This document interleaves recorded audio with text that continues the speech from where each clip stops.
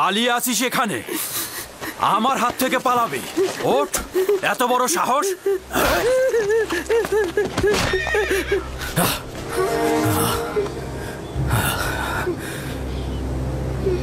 কি হলো আমার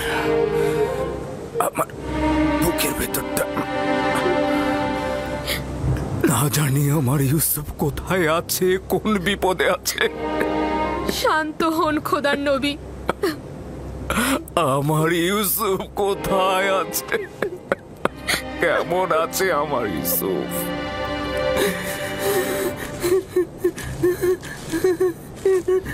এখন দেখি তুই কি করে পালিয়ে যাস। আমার সবচেয়ে বড় ভুল হয়েছে তোর পা দুটো না বাঁধা। পা বাঁধলে আর তুই পালাতে পারতি না। এখন তোর পা দুটো আমি ভেঙে ফেলবো।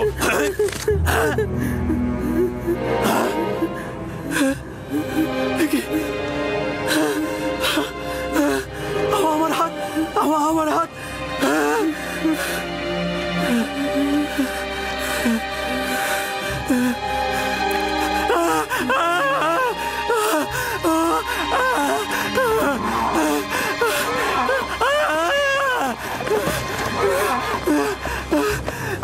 কি হয়েছে তোমার? দেখি দেখি কিভাবে এমন হলো। আমি জানি না কি করে হলো, আমি কিছুই বুঝতে পারছি না। এমনি এমনি তো আর এরকম হওয়ার কথা নয়। ভারী কিছু তুলেছিলে নাকি পাথরে আঘাত করেছিলে? কিভাবে ব্যথা পেলে বলো। কাফেলার পেছনে এসে দেখলাম ওই গোলামটি নেই। তারপরে তাকে খুঁজতে গেলাম, আর তারপরে দেখি ও কবরের পাশে লুকিয়ে লুকিয়ে। ও খুব ব্যথা। আমি রেগে গিয়ে তাকে একবার আঘাত করতে গিয়ে আমার হাতের এই অবস্থা হলো। ওকে আঘাত করার পর এরকম হয়েছে? এত ছোট বাচ্চার কি ক্ষমতা রয়েছে তোমার আঘাত নেবার? চিন্তা করলে না তার কথা তোমার উপর প্রতিশোধ নিতে পারে? ছোট লোক কথা কর। আমরা তো তাকে বিক্রয় করার জন্য নিয়ে যাচ্ছি। এইরকম আঘাত থাকলে আমরা তো কোনো মূল্যই পাবো না। পালিয়েছিলে কেন? আমি পালাইনি, আমার আম্মাজানের মাজার এটা। খোদা হাফেজি করছিলাম।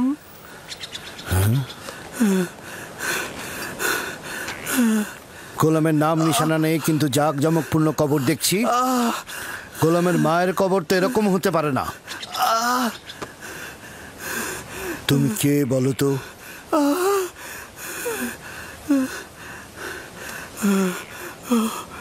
আঘাতটা খুব বেশি লেগেছে না?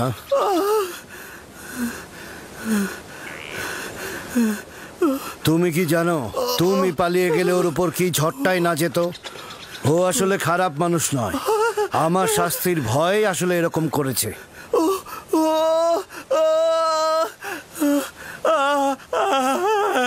তাকে কি তুমি এখন ঘৃণা করছো?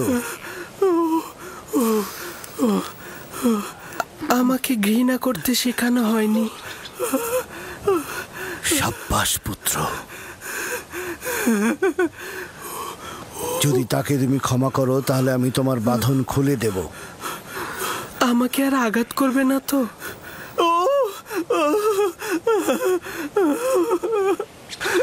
ইব্রাহিমের খোদার কসম, আমি থাকতে আর কেউ কোনোদিন তোমার গায়ে হাত দিতে পারবে না।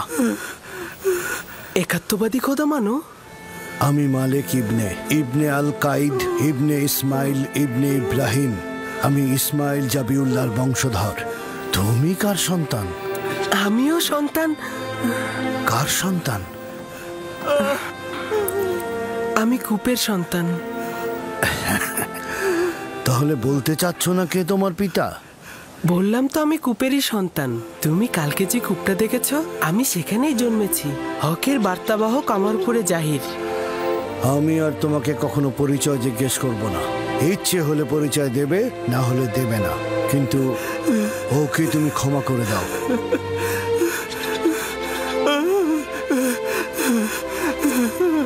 আমি অনেক আগেই তাকে ক্ষমা করে দিয়েছি। সাবাস পুত্র আমার। মায়ের কাছ থেকে বিদায় নাও, আমরা রওনা দেব।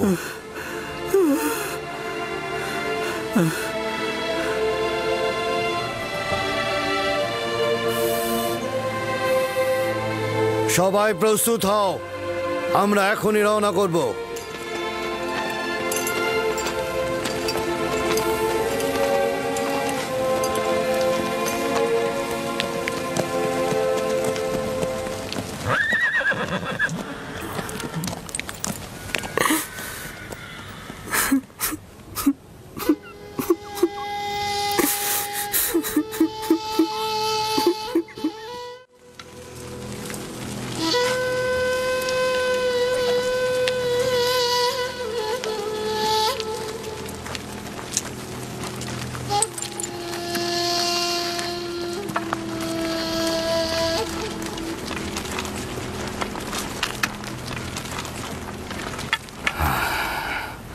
ইউসুফের কোনো খোঁজ পেয়েছো? তার মানে কি ও হারিয়ে গেছে? আপনারা কেন জখম হয়েছেন? এখন থেকে বনি ইসরায়েলেরা না কোনো বরকত কল্যাণ দেখবে, না তাদের জীবনে কোনো সুসংবাদ আসবে। ইউসুফকে যে নেকড়েরা হামলা করেনি তা আমি ভালো করে বুঝতে পারছি। তোমরা জানো ইউসুফ কোথায়।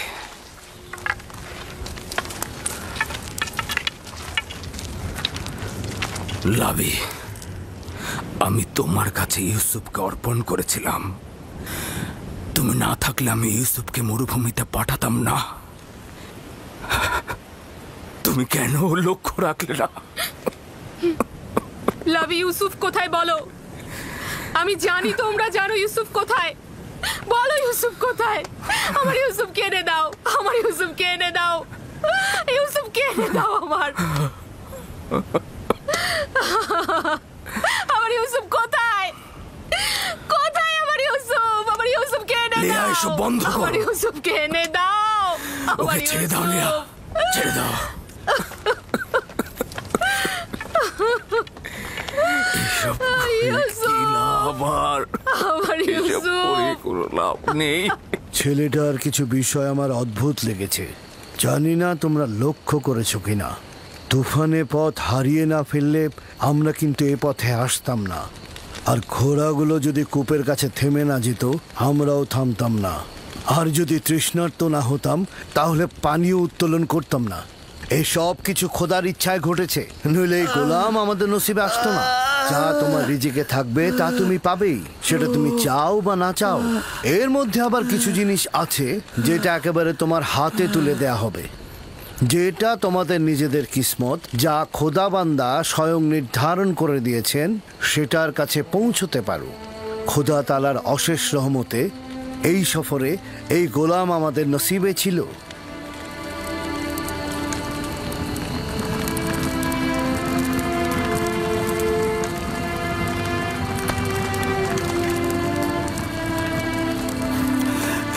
হে ইশতারে খোদা, আমাকে নাজাত দাও। হে ইশতারে খোদা, আমাকে নাজাত দাও। হে ইশতারে খোদা, আমাকে নাজাত দাও। আমি আর পারছি না, নাজাত দাও।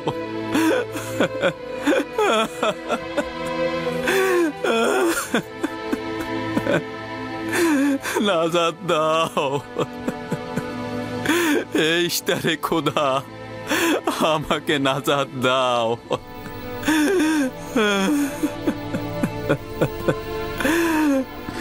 হে মহান ইশতার, নাজাত দাও, আমাকে নাজাত দাও। এই ব্যথা আমাকে কতল করে দিচ্ছে। আমাকে নাজাত দাও। এই ইশতারে খোদা, এই ব্যথা থেকে মুক্তি দাও।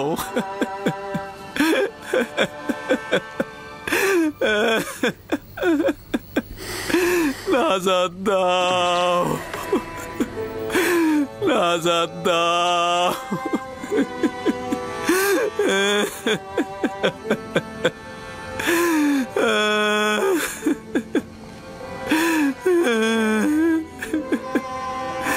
আমাকে এই ব্যথা আমাকে কতল করে দিচ্ছে। আমাকে মুক্তি দাও, মুক্তি দাও।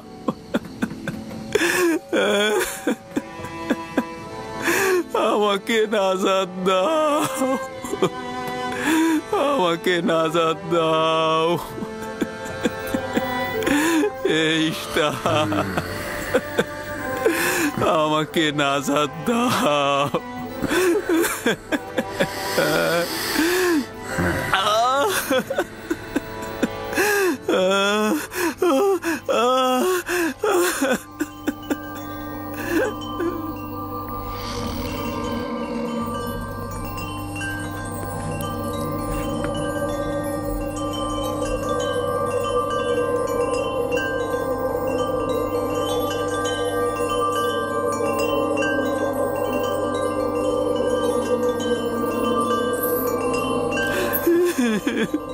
আমাকে মুক্তি দাও, এই ব্যথা থেকে মুক্তি দাও। ও এই ব্যথা আমাকে কতল করেছে, আমাকে নাজাত দাও।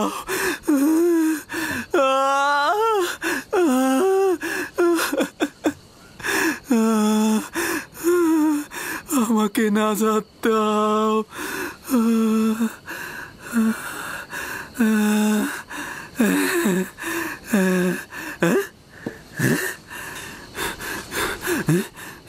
তুমি কি করলে?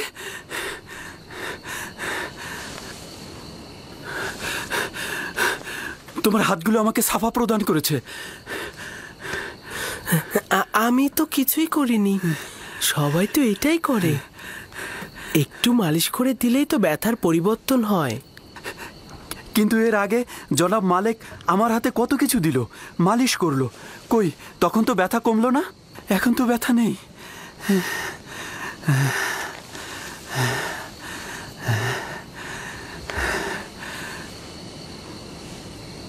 আসমানের দিকে তাকিয়েছিলে। তুমি কি তারকা পূজারী? তারকা যা দিনের বেলায় দেখা যায় না, তাকে কি পূজা করা যায়? যদি তাই হয় তাহলে চন্দ্র আর সূর্যকেও পূজা করো না, কেননা চন্দ্র দিনের বেলায় আর সূর্য রাতে অদৃশ্য হয়ে যায়। এই সব কিছু সৃষ্টির মূলেই আমার খোদা। তিনি অনন্তকালের খোদা, এক এবং অদ্বিতীয়। তুমি দেখছি ছোটকাল থেকেই আমাদের খোদার চেয়ে আরো উত্তম খোদা নির্বাচন করেছ। তোমার খোদা এমনই, যিনি তোমাকে ভালোবাসেন, আবার তোমার দোয়াও কবুল করে নেন। আর এটাও নাকি মাবুদ? কত কষ্ট সহ্য করলাম, এত আহাজারি করলাম, কিন্তু কিছুই করতে পারলো না। তুমি আমার ব্যথা লাঘব করেছো, আমি তোমার কাছে কৃতজ্ঞ।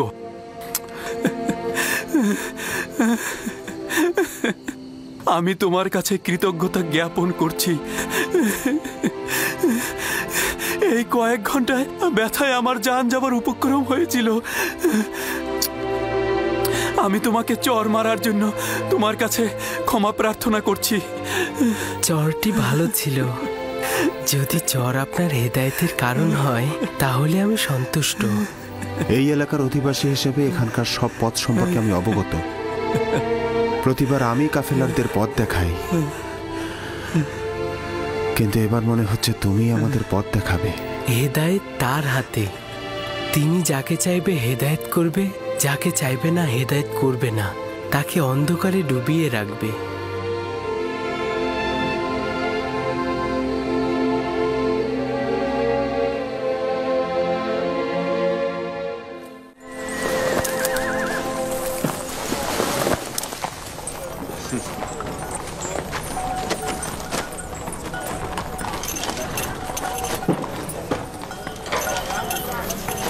আমি জানি না এই ছেলেটিকে, কিন্তু গত রাতে ওকে দোয়া পড়ে কাশ্মীরকে সাফা দিতে দেখেছি।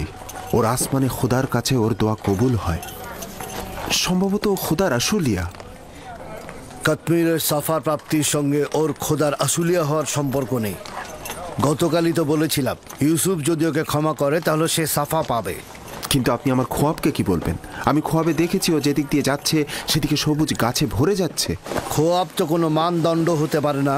তুমি একাত্মবাদী খোদাকে চেনো না। কেউ যদি জুলুম করে সে শাস্তি পাবেই, তাকে অবশ্যই খোদাবন্ধ শাস্তি দেবে, হয় এই দুনিয়ায় নয়তো পরের দুনিয়াতে। জুলুমকারীর শাস্তি অবশ্যই হবে।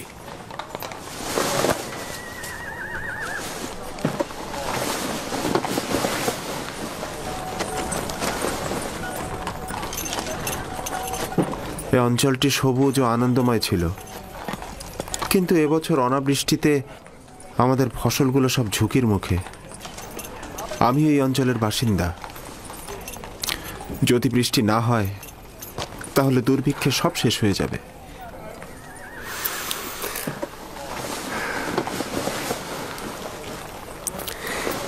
খোদাবান তার বান্দাদের উপরে রহম করবেন। জনাব মালেক, একজন কাফেলার অবস্থা খুবই খারাপ, আপনি একটু দেখবেন?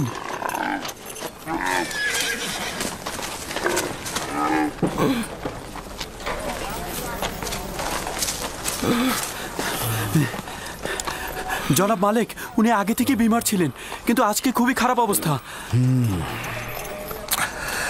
তার অবস্থা তো সত্যিই অনেক খারাপ।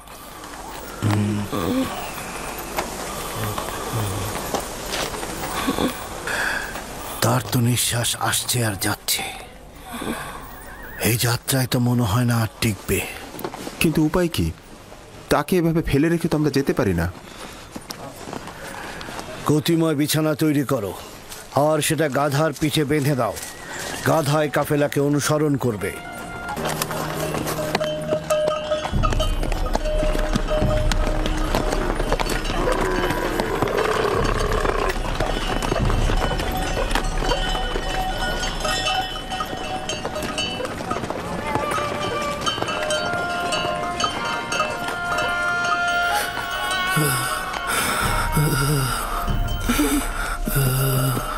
প্রিয় পুত্র আমার, আমার আর সময় বেশি নেই।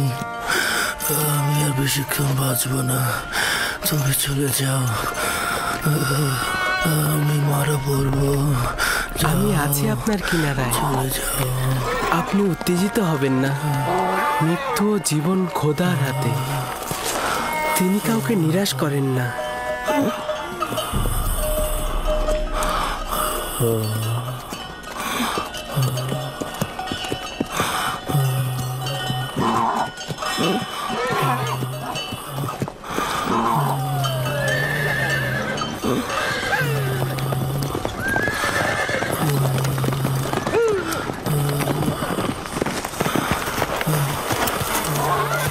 তুমি রোগীর সঙ্গে সঙ্গে কেন হাঁটছো?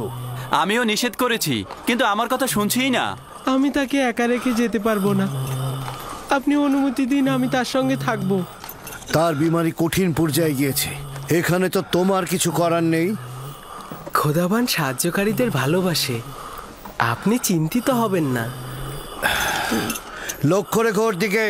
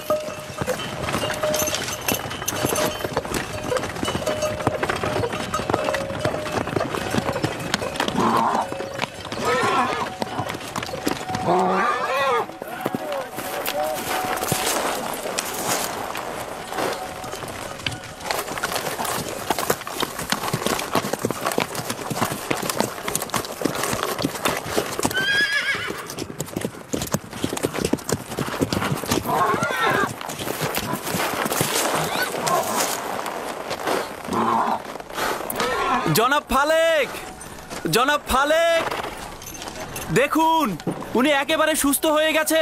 উনি মৃত্যুর কোল থেকে নাজাত পেয়েছেন। দেখুন কি অদ্ভুত ঘটনা, উনি একেবারে সুস্থ হয়ে গেছেন। আপনি সত্যিই সুস্থ? দেখতেই তো পাচ্ছ, আমি দাঁড়িয়ে আছি। তুমি ওনাকে সাফা দিয়েছ? আমি যেভাবে কাশ্মীরের হাতকে সাফা দিয়েছিলে? খোদাবান সাফা দিয়েছে, আমি তো শুধু দোয়া করেছি। জনাবে মালিক, জনাবে মালিক, দেখুন এই বৃদ্ধ লোকটি সাফা পেয়েছে। জনাবে মালিক।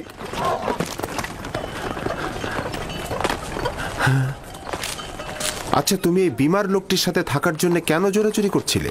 আমিও তোমার মতো পথ প্রদর্শক। ভালো প্রদর্শক সেই যে সুস্থভাবে কাফেলারদের মাকসাদে পৌঁছে দেয়।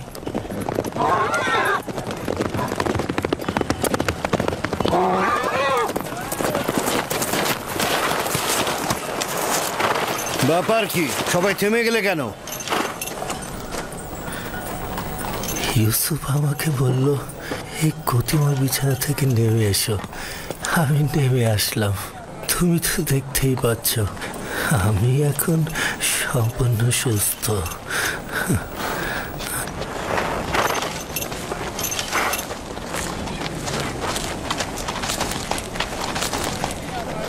আরে আপনি তো সুস্থ হয়ে গেছেন। ইউসুফ আমার জীবন বাঁচিয়েছে, আমি ওর কাছেই ঋণী। ও যদি আমার সেবা যত্ন না করতো নিঃসন্দেহে আমি এতক্ষণে মারা পড়তাম। আমি তো শুধুমাত্র আপনাকে সামান্য যত্ন করেছি, এইটা তেমন কিছু নয়। উনি তো একেবারে মৃত্যু সজ্জায় ছিলেন, ওনার বাঁচার কোনো আশাই ছিল না। আমি জানি না তোমার খোদা কেমন খোদা, শুধু এইটুকু জানি তিনি অনেক শক্তিশালী আর তোমাকে অনেক ভালোবাসেন। তুমি আমার জন্য দোয়া করলে আর তোমার দোয়াতেই আমি ভালো হয়ে গেলাম। তোমার খোদা তোমার দোয়া কবুল করে আমাকে সুস্থ করে দিলেন।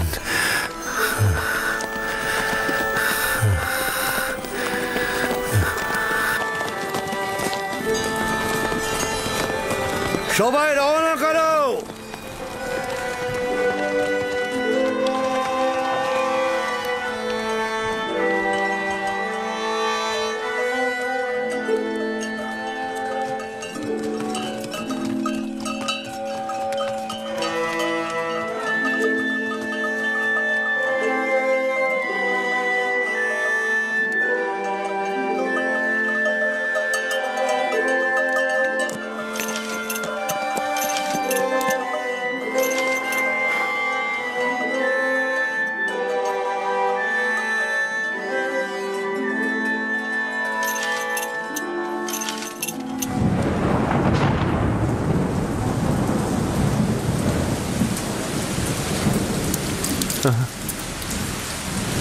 এই বৃষ্টি নিশ্চয়ই ইউসুফের ওসিলাই হচ্ছে।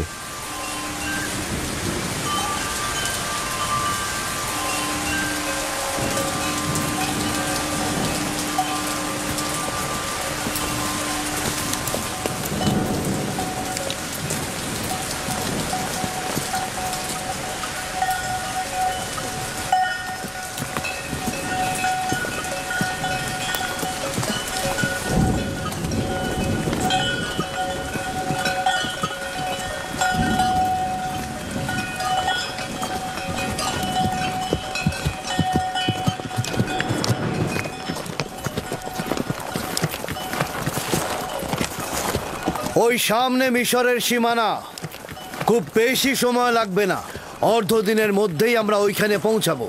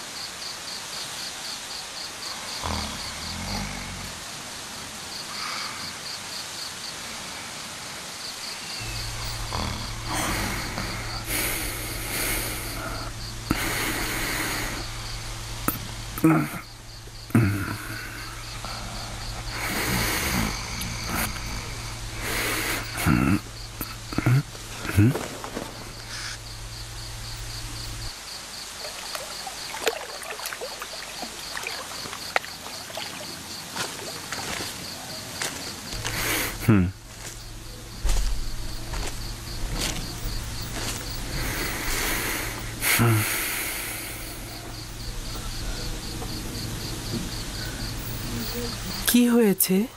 কেন ঘুমাচ্ছেন না? আমার ভয় লাগছে তুমি পালিয়ে যাবে।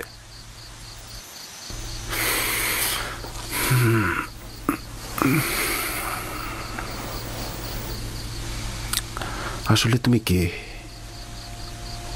তুমি খুব সাধারণ কেউ না। আমি তো পূর্বেও এর উত্তর দিয়েছি।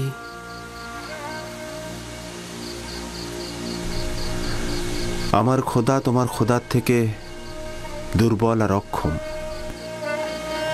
তোমার খোদার সম্পর্কে বলবে?